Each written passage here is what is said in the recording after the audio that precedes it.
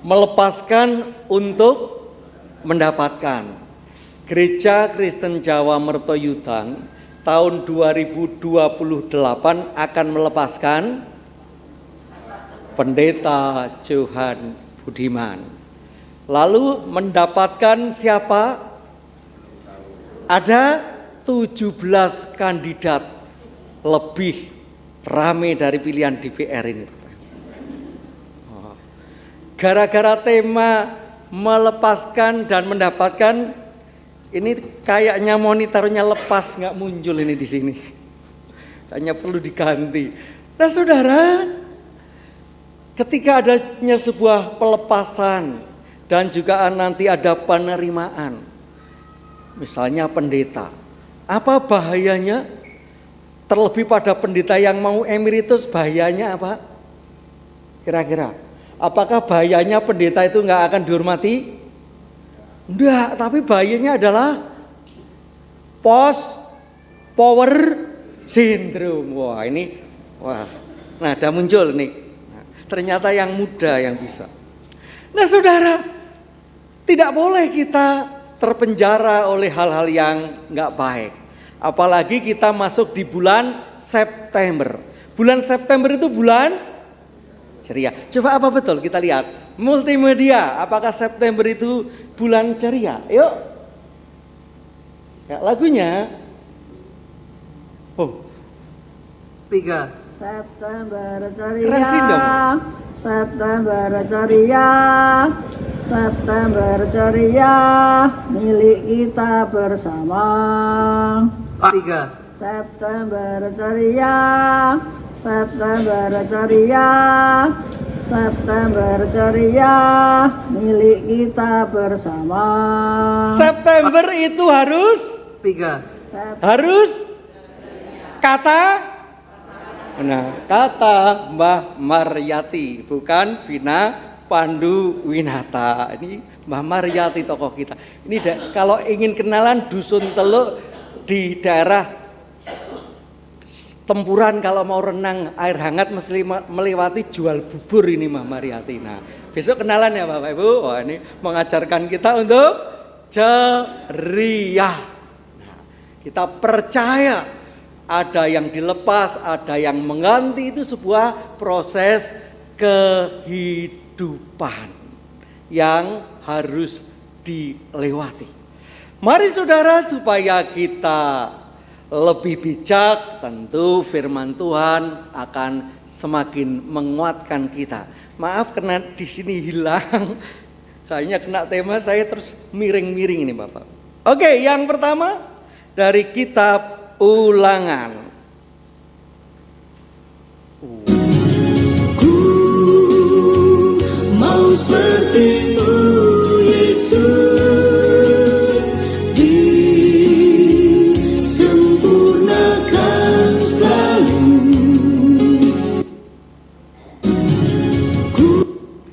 Bisa digedekkan supaya bisa dibaca, dijembrengkan. 1, 2, 3. Tetapi jika hatimu berpaling dan engkau tidak mau mendengar, bahkan engkau mau disesatkan untuk apa itu? Sujud menyembah kepada ilah lain dan beribadah kepadanya. Siapa yang nulis kitab Ulangan? Musa. Apa bahasa Jawanya Ulangan? Ayo, GKJ loh ini. Apa?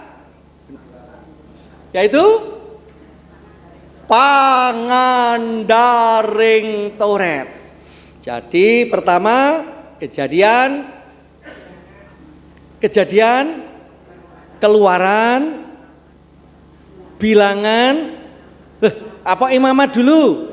Imamat, Bilangan, Ulangan, diulang. Maka dikatakan pangandaring Taurat. Itu dijelaskan lagi, diberi pemahaman yang lebih dalam. Termasuk ternyata ada ilah. Itu Allah lain. Allah lain kecil atau besar tulisannya hanya. Biasanya ini ditafsirkan, ini saingan-saingan Tuhan. Pertama, Tuhan kita di zaman digital itu, Tuhan kita apa Bapak Ibu? Oh, pinter sih, nggak usah, sudah tahu Tuhan kita adalah handphone kan itu. Nah, sulit dilepaskan Bapak Bu ya.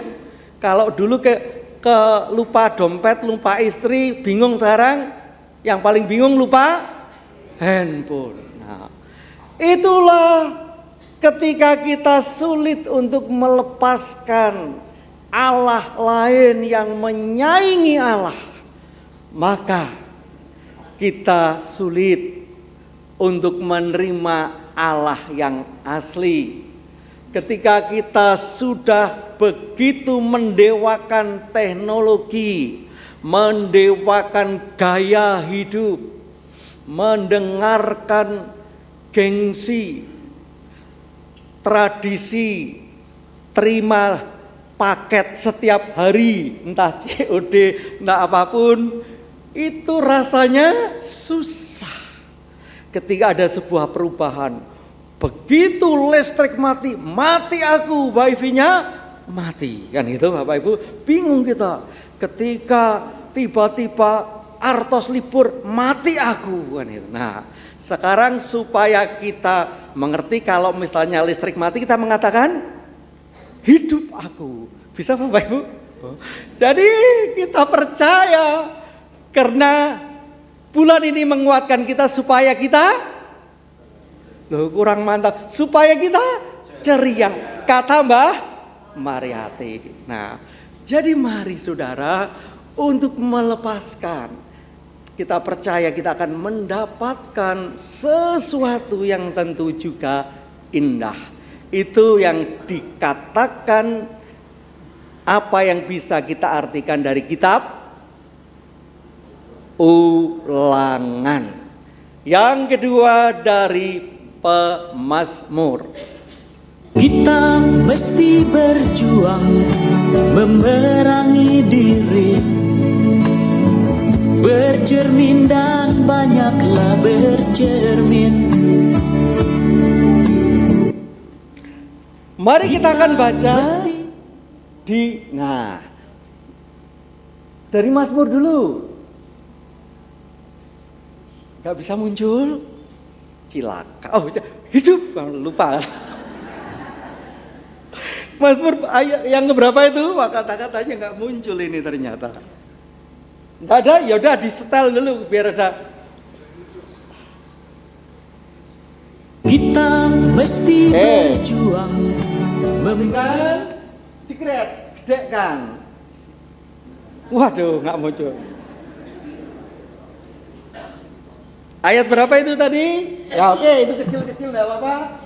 1, 2, 3. Tetapi yang kesukaannya telah Taurat, dan yang merenungkan Taurat itu siang dan malam.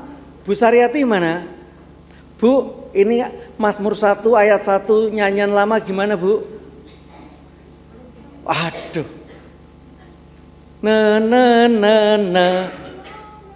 Napa niku? Pak Bagio yang hafal. Ini stok lama ternyata harus dipertahankan supaya ada nilai-nilai yang jangan dilupakan.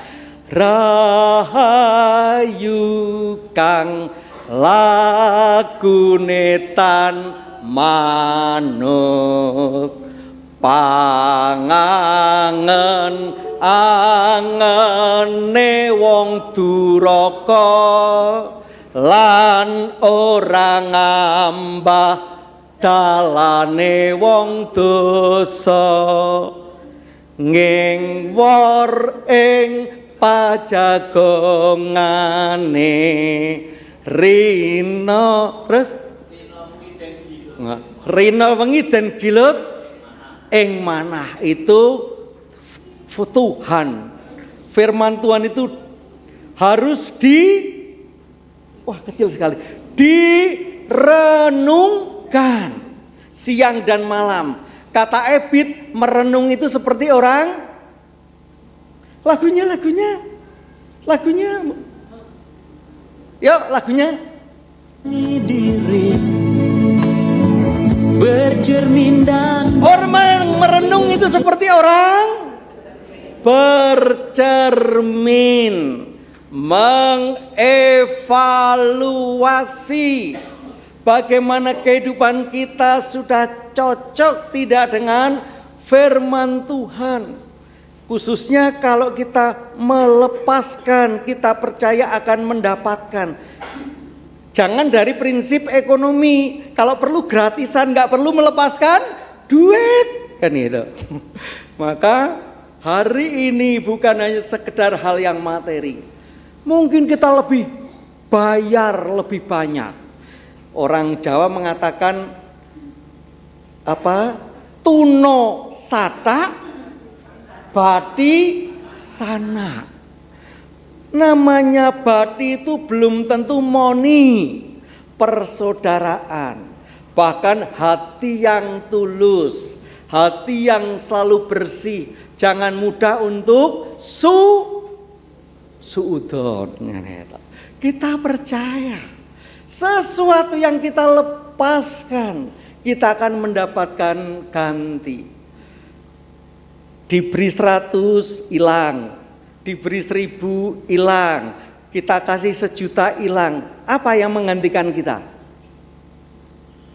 Kebaikan hati kita, keikhlasan kita, bekerja kita lebih giat. Kalau Tuhan membolehkan uang banyak keluar dari kita, maka Tuhan akan membolehkan berkat masuk di dalam kita.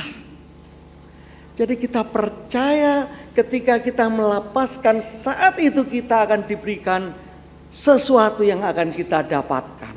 Tentu sesuatu pertama adalah hati dan iman kita. Itulah perlu kita renungkan dan kita yakini. Yang ketiga, ada lagunya. Sungguhlah hidupku telah ditebus oleh kuasa darah yang kudus. Sekarang hidupku bukan milikku lagi. Apapun yang Tuhan mau lakukan, apapun yang Tuhan mau inginkan, asalkan Tuhan ku senang, semua ku relakan, namanya dimuliakan. Angkat jempolnya Bapak Ibu. Suka-sukamu Tuhan, suka-sukamu Tuhan, hey! Suka-sukamu Tuhan, suka-sukamu. Ayo bergerak yuk. Suka-sukamu Tuhan, suka-sukamu Tuhan, hey! Suka-sukamu Tuhan, suka-sukamu. Mari kita akan baca 1, 2, dan 3 dari Paulus, seorang hukuman karena Kristus Yesus, dan dari Timotius saudara kita kepada Filemon yang kekasih, teman sekerja kami. Jadi ini curhatnya Paulus kepada itu surat apa Bapak Ibu? Curhatnya Paulus kepada Filemon.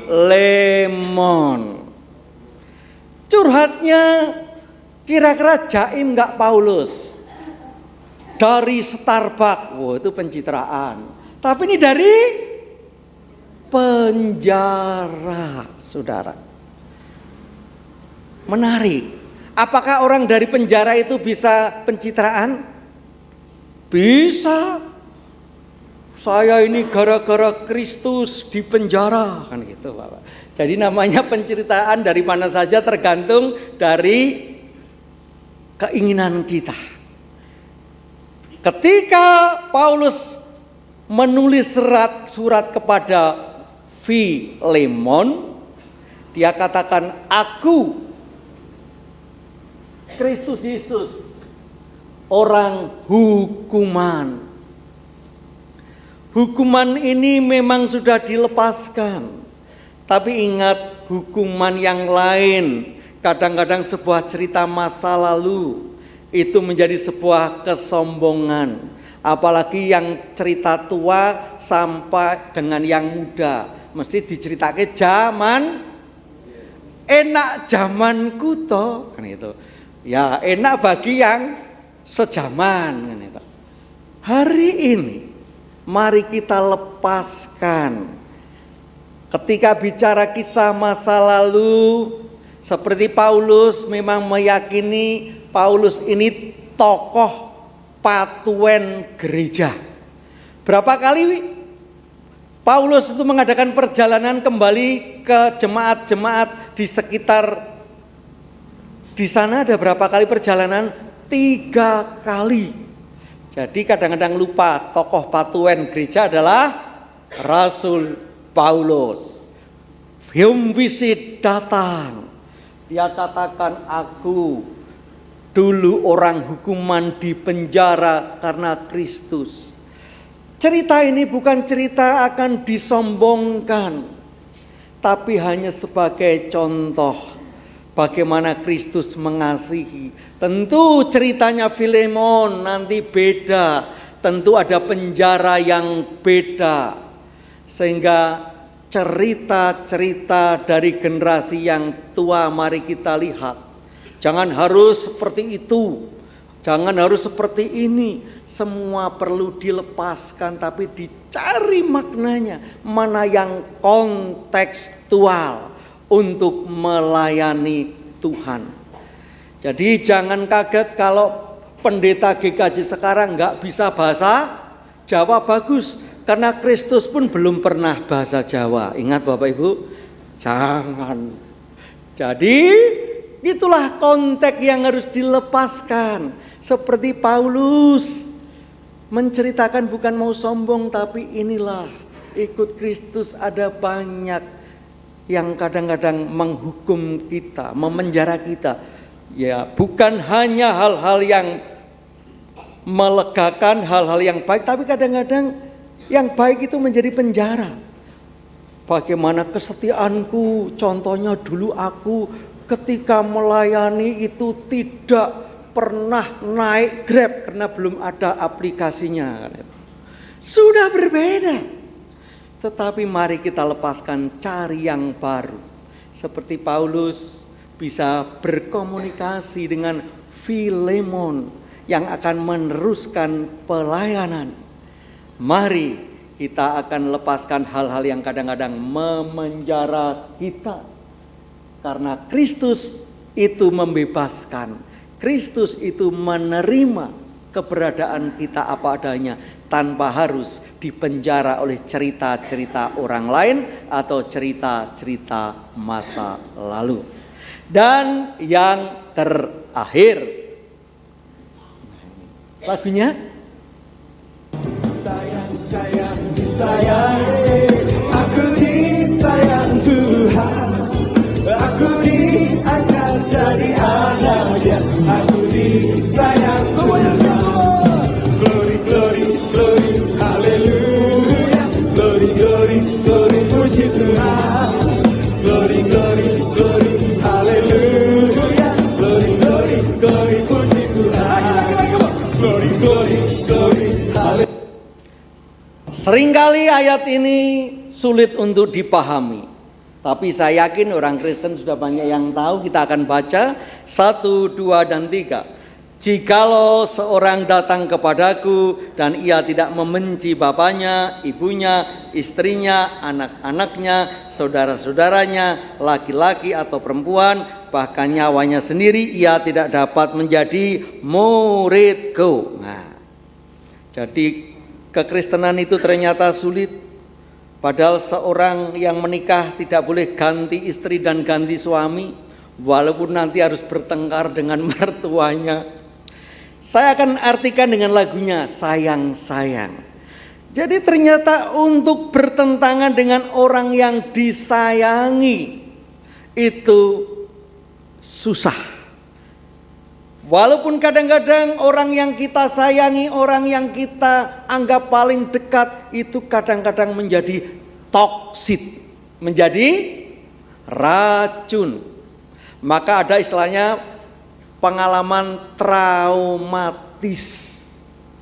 Banyak produk-produk kejiwaan yang rusak ketika mengalami penyimpangan-penyimpangan perilaku di dalam kehidupan anggota-anggotanya. Bahkan tindakan-tindakan yang tidak sesuai dengan kehendak Tuhan. Nggak usah keluarga, kita sayang yang namanya dengan duren. Nah, itu. Duren, bukan duda keren Bapak Ibu. Duren itu disayang karena enaknya. Padahal ini bahaya bagi yang hipertensi, jantung, diabetes, ginjal, liver, orang hamil. Tapi ada orang yang nyidam duren. Oh, banyak ya.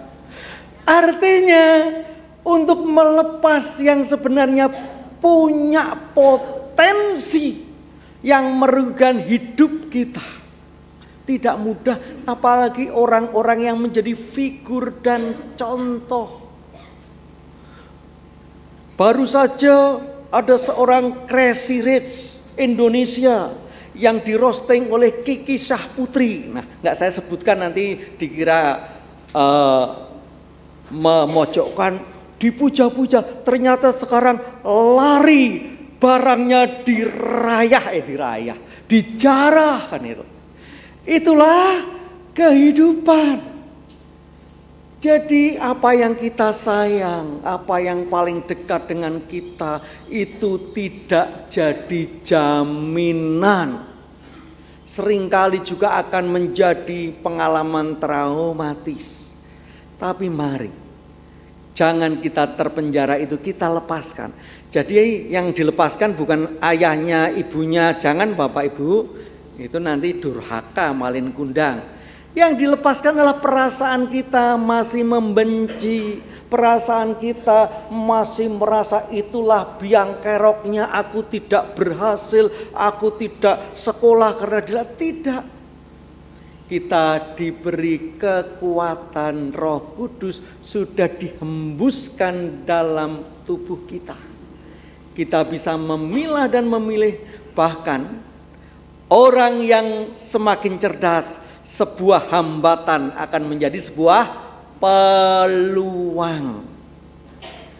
Jadi Bapak Ibu semuanya harus dengan hati yang ceria seperti bulan September. Jadi yang kita lepaskan bukan saudara kita, orang yang disayang kita, tapi yang kita lepaskanlah penjara hati kita yang menjadi emosional, gampang menghakimi, susah mengampuni.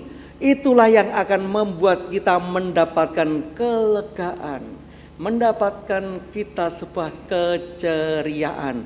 Bukan hanya secara mariyati, tetapi secara ilahi. Tuhan Yesus memberkati. Amin.